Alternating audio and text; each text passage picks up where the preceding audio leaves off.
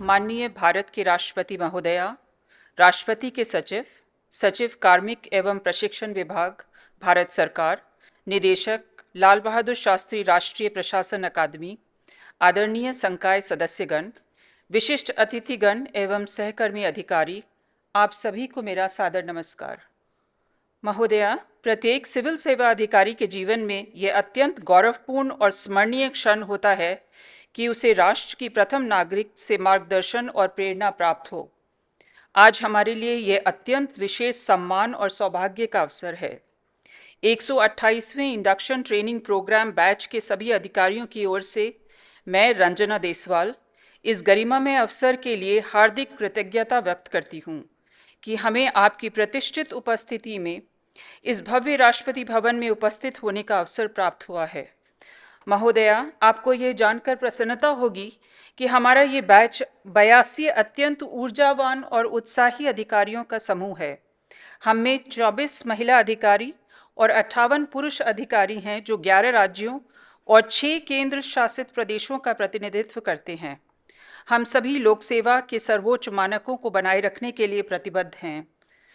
अब तक के 4 सप्ताह के प्रशिक्षण ने हमारे संकल्प को और अधिक सुदृढ़ किया है कि हम अपने महान राष्ट्र की सेवा सत्यनिष्ठा, सहानुभूति और समर्पण के साथ करें।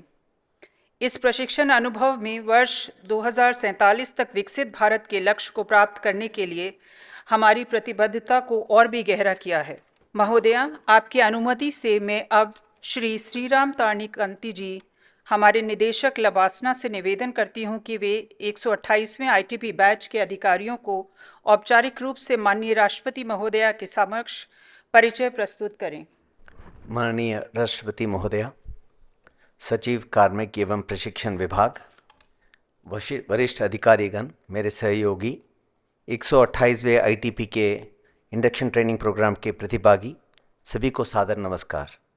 इस ऐतिहासिक भवन में मैं इस महान राष्ट्र के प्रथम नागरिक भारत की माननीय राष्ट्रपति महोदया के समक्ष उपस्थित होना वास्तव में मेरे लिए, एकेडमी के मेरे कोलीग्स और इंडक्शन प्रशिक्षण कार्यक्रम के 82 प्रतिभागियों के लिए सम्मान की बात है। महोदया, हम आपके अत्यंत आभारी हैं कि आपने हमें अपना बहुमूल्य समय दिया, जिससे हमें आपसे मिलने का अवसर मिला। इस शुभ अवसर पर मैं आपके समक्ष 128वें इंडक्शन प्रशिक्षण कार्यक्रम का संक्षिप्त विवरण प्रस्तुत करना चाहता हूँ। 128वां इंडक्शन प्रशिक्षण कार्यक्रम 2 फरवरी 2026 को आरंभ हुआ और 13 मार्च 2026 को इसका समापन होगा। 128वां इंडक्शन प्रशिक्षण कार्यक्रम राज्य सिविल सेवाओं में से भारतीय प्रशासनिक सेवा में इंडक्ट अधिकारियों के लिए डिज़ाइन किया गया है, जिसका उद्देश्य राज्य सिविल सेवाओं से आईएएस में शामिल किए गए प्रतिभागियों को भारत प्रशासनिक सेवा के अखिल भारतीय स्वरूप को समझने और लोक प्रशासन के कामकाज और देश की व्यापक अर्थव्यवस्था पर नेशनल पर्सपेक्टिव विकसित करने में सक्षम बनाना है। इस समूह में, जैसा बताया गया है, 11 राज्यों और 6 केंद्र शासित प्रदेशों के वर्ष 2012 से 2021 बैच के 82 अधिकारी हैं, जिनमें 29% महिला अधिकारी शामिल है। प्रतिभागियों की औसत आयु 52 वर्ष है, जो गहन संस्थागत अनुभव एवं क्षेत्रीय विविधता को दर्शाता है। यह कार्यक्रम मिशन कर्मयोगी के अनुरूप है, जिसमें मुख्य रूप से कैपेसिटी बिल्डिंग, बिहेवियरल ट्रांसफॉर्मेशन और प्रशासनिक उत्कृष्टता पर ध्यान दिया जाता है। इस कार्यक्रम का उद्देश्य विकसित भारत 2047 के सपने को साकार करने में योगदान देना है। इस कार्यक्रम में डोमेन, फंक्शनल और बिहेवियरल लर्निंग पाठ्यक्रम का हिस्सा है। इसका लक्ष्य सिविल सेवकों को सक्षम बनाते हुए भविष्य के लिए तैयार करना है। इस कार्यक्रम में एसगॉस के सभी 10 क्षेत्रों के डोमेन विशेषज्ञों द्वारा प्रतिभागियों को संबोधित करने और विषयगत क्षेत्रों के बारे में उनसे बातचीत करने के लिए आमंत्रित किया जाता है। यह कार्यक्रम प्रतिभागियों के दृष्टिकोण में मौलिक बदलाव लाने में सहायक है। साथ ही इसमें इंस्टीट्यूशनल लीडरशिप, स्ट्रेटेजिक थिंकिंग और इफेक्टिव कोऑर्डिनेशन पर ध्यान केंद्रित किया जाता है। अधिकारियों में अखिल भारतीय दृष्टिकोण तथा प्रशासनिक चुनौतियों से निपटने के लिए अलग अलग विभागों के बीच समन्वय स्थापित करने की क्षमता विकसित करने के लिए प्रोत्साहित किया जाता है। साथ ही प्रतिभागियों को एजिलिटी, इंक्लूसिविटी और इंटीग्रिटी के साथ शासन संबंधी चुनौतियों का सामना करने में सक्षम बनाना है। एकेडमी में प्रशिक्षण सत्रों को संचालन प्रतिष्ठित संकाय सदस्यों द्वारा किया जाता है, जिनमें सेवारत अधिकारी, वरिष्ठ अधिकारी, पॉलिसी एक्सपर्ट्स, एकेडमी एक्सपर्ट्स और कार्य क्षेत्र एवं संस्थागत अनुभव रखने वाले प्रैक्टिशनर्स शामिल हैं। प्रशिक्षण के दौरान lectures, simulations, case studies, peer learning और सेल्फ डायरेक्टेड असाइनमेंट सहित मल्टी मॉडल पेडागोगिकल अप्रोच अपनाई जाती है, जिससे वैचारिक स्पष्टता को व्यवहारिक ज्ञान के साथ जोड़ना संभव हो पाता है। नेतृत्व और नेगोशिएशन स्किल्स पर आधारित जानकारी का उद्देश्य सिविल सेवकों के लिए बिहेवियरल डायमेंशंस को बेहतर बनाना है। इस पाठ्यक्रम में एआई और डेटा एनालिटिक्स के साथ साथ प्रोक्योरमेंट, फाइनेंशियल मैनेजमेंट, बजट निर्माण पर भी जानकारी शामिल रही है। यह विषय विभिन्न कार्य क्षेत्रों में काम करने वाले प्रैक्टिशनर्स के लिए रेलेवेंट और उपयोगी रहे हैं। इस कार्यक्रम में व्यवहारिक आईसीटी प्रशिक्षण महत्वपूर्ण रूप से शामिल है। इसका उद्देश्य आईटी उपकरणों और पूर्वानुमान विश्लेषण का उपयोग करके व्यवहारिक दक्षता विकसित करना है। इन सत्रों में विभिन्न आईटी एप्लीकेशंस के माध्यम से डिस्क्रिप्टिव और प्रेडिक्टिव डेटा एनालिसिस शामिल रहे हैं। पाठ्यक्रम में 14 फरवरी से 1 मार्च 2026 तक 2 सप्ताह की अवधि वाला भारत दर्पण अध्ययन दौरा शामिल है। यह अध्ययन दौरा कार्यक्रम का प्रमुख हिस्सा है, जिसे देश का विकास संरचना को समझने के लिए राष्ट्रव्यापी जमीनी अनुभव के रूप में शामिल किया गया है। जन भागीदारी, cooperative federalism, participatory service delivery के सिद्धांतों पर आधारित इस दौरे को 10 क्षेत्रों में आयोजित किया गया है। प्रत्येक क्षेत्र को इसके संबंधित मंत्रालयों से जोड़ा गया है। सभी समूहों द्वारा 10 क्षेत्रों और सामूहिक तरह से 6 जोन का कवर किया जाना शामिल है। इस क्रम में 8 समूहों द्वारा भारत सरकार के लगभग सभी मंत्रालयों एवं उनके विभागों को कवर किया गया है। संबंधित स्थानों का चयन उनकी रेलेवेंस, इनोवेशन और potential to illustrate best practices के आधार पर किया गया है। इस दौरे का उद्देश्य अधिकारियों को सभी शासन क्षेत्रों से अवगत करना है, ताकि policy implementation, innovation, intersectoral best practices तथा लास्ट माइल डिलीवरी के विषय में जानकारी मिल सके। अध्ययन दौरे का उद्देश्य अधिकारियों को व्यापक राष्ट्रीय परिप्रेक्ष्य यानी ब्रॉडर नेशनल पर्सपेक्टिव प्रदान करना है, जिससे वे शासन के व्यापक परिदृश्य को बेहतर ढंग से समझ सकें। इस कार्यक्रम में स्थल सेना, नौसेना और वायुसेना के साथ प्रशिक्षण सत्र शामिल है। राष्ट्रीय सुरक्षा के आयाम को रेखांकित करने के लिए पूर्वोत्तर भारत में अर्धसैनिक बलों के साथ प्रशिक्षण सत्र भी शामिल किए गए हैं। इस प्रशिक्षण कार्यक्रम में संस्कृति मंत्रालयों की टीमें प्रतिभागियों को भारत की कला और लोक परंपरा से परिचित कराने के लिए पारंपरिक कला रूपों का प्रदर्शन करेंगी। प्रतिभागी स्वयं भी इन हाउस प्रोग्राम के आयोजन के माध्यम से महत्वपूर्ण भूमिका निभाएंगे। इस प्रशिक्षण कार्यक्रम में की कंपोनेंट्स में सार्वजनिक और निजी क्षेत्र के साथ एंगेजमेंट्स जैसे Port Trust Mumbai, Mormugao Port Trust, Paradip refinery और इंडियन ऑयल कॉरपोरेशन लिमिटेड और 5 स्टेट्स के नगर निगमों के साथ अटैचमेंट शामिल है, जो शासन के महत्वपूर्ण क्षेत्रों में प्रमुख सार्वजनिक सेवाएं प्रदान करते हैं। 128वां इंडक्शन प्रशिक्षण कार्यक्रम केवल परिवर्तन का ही नहीं बल्कि नवीनीकरण का भी प्रतीक है और राष्ट्र सेवा में अपने प्रशासनिक उद्देश्य को पुनः रिकैलिब्रेट करने की अवसर है। यह डीप रिफ्लेक्शन, निष्ठापूर्वक ज्ञानार्जन यानी सिंसियर लर्निंग और नैतिक नेतृत्व यानी ethical leadership, systemic reform, inclusive governance के सिद्धांतों के प्रतिबद्धता का अवसर है।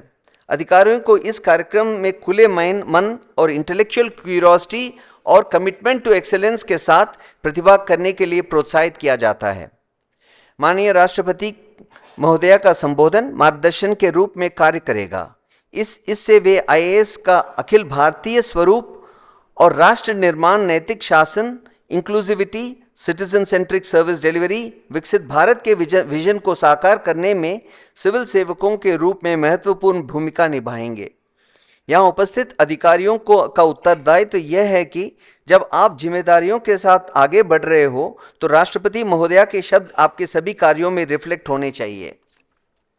इस कार्यक्रम में माननीय राष्ट्रपति महोदया की गरिमामयी उपस्थिति और मार्गदर्शन प्राप्त करना लाल बहादुर शास्त्री राष्ट्रीय प्रशासन अकादमी के लिए परम सौभाग्य की बात है।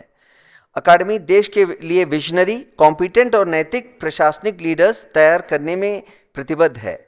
मैं पुनः राष्ट्रपति महोदया को धन्यवाद देना चाहूँगा एवं हम सभी आपके मार्गदर्शन की कामना करते हैं। जय Hind.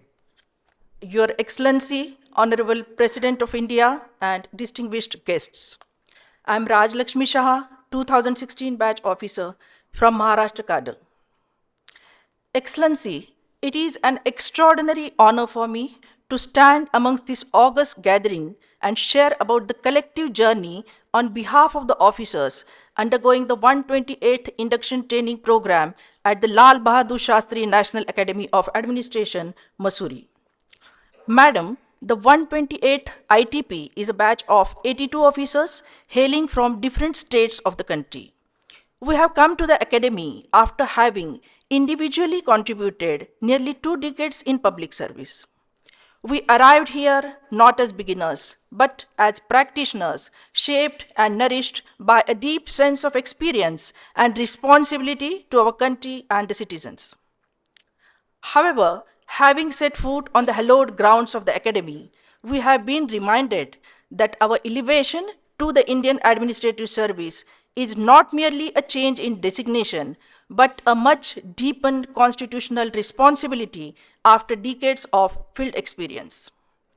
The induction training at Labasna has provided us an invaluable opportunity to reflect, recalibrate, and expand our individual perspectives to a broader national vision of good governance. Madam, life at the Academy is marked by a strong sense of discipline, intellectual engagements, and shared learnings. Our days begin early with physical activities like yoga, sports, and treks, fostering resilience and reinforcing the importance of endurance and balance. The classroom schedule is invigorating with lectures, interactive discussions, different insightful modules, and case studies that promote thoughtful reflection.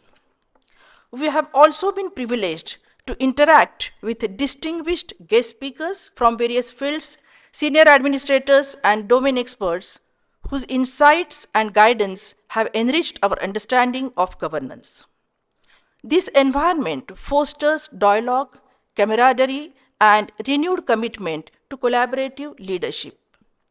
Each officer has also contributed a case study from his or her sectoral experience spanning different areas such as agriculture, rural development, governance, finance, infrastructure, welfare, and other domains, thereby allowing us to collectively share learnings on real challenges and practical analysis. In general, for this batch of 82 officers who have long worked at the cutting edge of implementation, this period in the academy has been both introspective and rejuvenating. Beyond classrooms and case studies, it has also been through the element of culture that we have truly connected. The cultural event that we are going to celebrate at the end of the course is truly going to be a reflection of our great nation's extraordinary diversity, where languages, traditions, music, and stories from different regions fuse together in harmony. Your Excellency, we are conscious that the Indian Administrative Service carries both responsibility and accountability. Standing here today strengthens our resolve to serve not merely with experience, but with wisdom and with humility. Gurudev Rabindranath Tagore's immortal vision of a nation, where the mind is without fear and the head is held high, is echoed in our academy song, Rakho Unnata Shir, Daro Na, which means, hold your head high, fear not. Your Excellency, we recommit ourselves to serve in that spirit, without fear, and with our heads held high. Jai Hind. Bharat की माननीय राष्ट्रपति महोदया एवं इस भव्य राष्ट्रपति भवन में उपस्थित समस्त महानुभावों को सादर नमस्कार एवं हार्दिक अभिनंदन।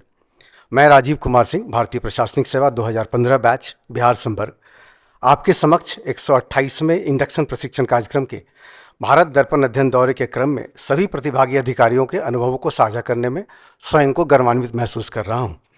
माननीय राष्ट्रपति महोदया, भारत दर्पण अध्ययन दौरे के दौरान हम सभी प्रतिभागियों को भारत के गौरवशाली इतिहास, समृद्ध सांस्कृतिक विरासत, पारंपरिक एवं भौगोलिक विविधताओं के बीच राष्ट्रीय अखंडता एवं संप्रभुता की निरंतरता को अवलोकन करने का मौका मिला है।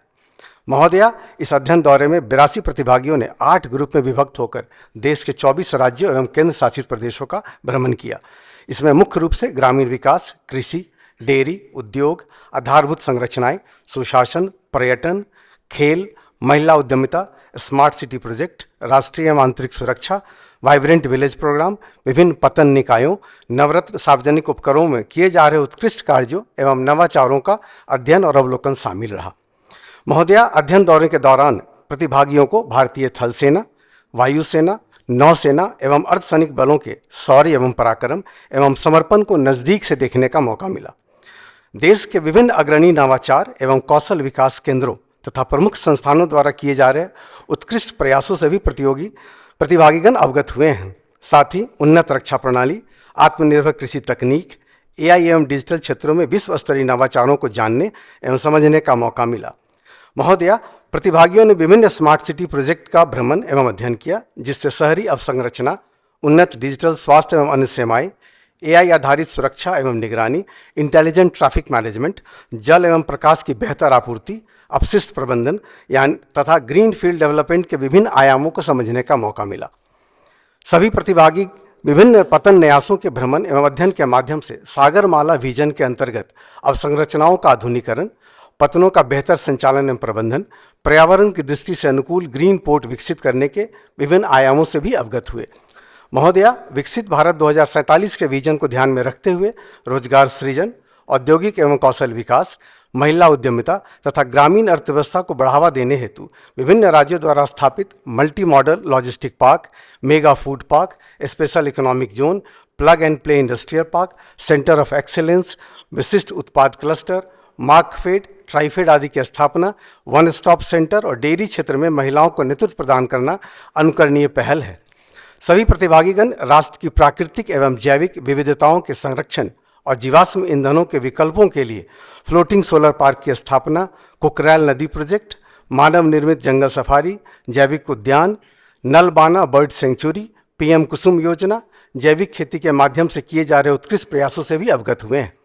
साथ ही खेल जगत में राष्ट्र को गौरवान्वित करने वाले Kalinga sports centre of excellence तथा राज्यों द्वारा विकसित विश्व स्तरीय संरचनाएं प्रशंसनीय हैं। महोदया, निसंदेह यह भारत दर्पण अध्ययन द्वारा सभी प्रतिभागी अधिकारियों में नेतृत्व गुणों, योजना प्रबंधन तथा अखिल भारतीय दृष्टिकोण को विकसित करने की दिशा में अत्यधिक प्रभावी रहा है। हमें पूर्ण विश्वास है कि हम सभी प्रतिभागी अधिकारी भविष्य में अपने कार्यस्थलों में समर्पित जनसेवा, पूर्ण प्रतिबद्धता एवं सत्यनिष्ठा के उच्च मानक स्थापित करेंगे, जिनका लक्ष्य जल कल्याण एवं विकसित भारत के संकल्पों को पूरा करना होगा। महोदया, आपके द्वारा सामाजिक क्षेत्र में किए गए योगदान प्रेरणादायक एवं अनुकरणीय है। साथ ही आपका विजन एवं गरिमा में उपस्थिति हम सभी को हमेशा मार्गदर्शन करती रहेगी। धन्यवाद। जय हिंद, जय Bharat. Dear officers of Indian Administrative Service, your induction into the Indian Administrative Service marks an important milestone in your career. This promotion is not just a change in designation. With this promotion, you have stepped into a much wider arena of governance, one that demands a national outlook, deeper foresight, and an unwavering commitment to the values that uphold public service in our country.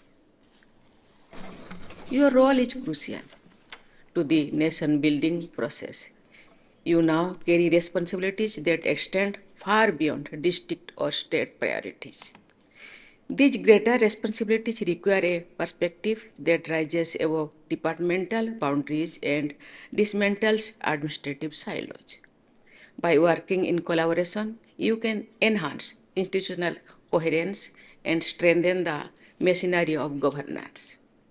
Your collective personalism, professionalism, coordination, and commitment are essential to driving development outcomes and upholding the highest standards of public service. I am sure your induction training at Lal Bahadur Shastri National Academy of Administration has helped reorient and broaden your perspectives. This training must have strengthened your ability to think beyond administrative boundaries, to understand India in its vastness and diversity, and to analyze governance issues with a holistic approach. As members of the state civil services for nearly 2 decades, each of you has played a critical role in advancing development at the grassroots. You have the experience of working closely with communities, understanding their challenges, and resolving their issues. But with this new role, the scope of your work widened considerably. You are no longer administrators of a particular region. You are the custodians of governance standards that must be upheld across the nation. Every decision you make should resonate with the overall vision of building a Viksit Bharat by 2047. Dear officers, long years in service have equipped you with insights into ground realities and a deep understanding of administrative machinery.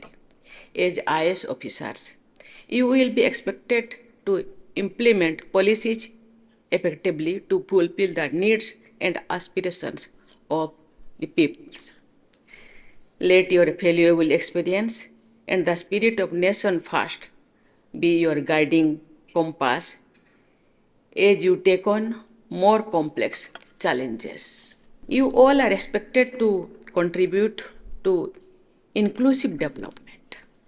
India's transformation into a developed nation will be meaningful only when the benefits reach the most vulnerable and deprived sections. You should make untiring efforts to ensure that no community is left behind due to geographically, social, or economic reasons.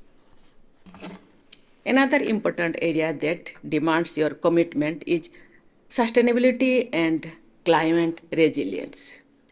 As senior administrators, you must champion green practices, promote climate adaptive governance, and ensure sustainable development. Our collective actions today will determine the quality of life of future generations. Dear officers, technology and innovation are transforming governance at unprecedented speed. I urge you to fully embrace technological advancement, AI-driven solutions, e-governance platforms, digital grievance mechanism, and real-time analytics. These tools can simplify administrative systems and ensure more efficient service delivery to the last mile. But while you adopt modern systems, remember that technology should be combined with human sensitivity and reasoned judgment. You should carry out your duties with unwavering integrity, complete transparency, and an unrelenting sense of accountability. These are the principles that define the true public service and afford the true trust the nation places in you. You should always exercise authority with empathy and fairness. Finally, I want to remind you to take care of your own physical, mental, and emotional well-being. Administrative roles can be demanding, and your ability to stay balanced and healthy will determine how effectively you can serve. I extend my best wishes to all of you. May your dedication, wisdom, and compassion help shape a stronger and more inclusive Bharat. The nation looks up to you with great hope. I am confident that each one of you will rise to the occasion with distinctions. Thank you. Jai Hind, Jai Bharat.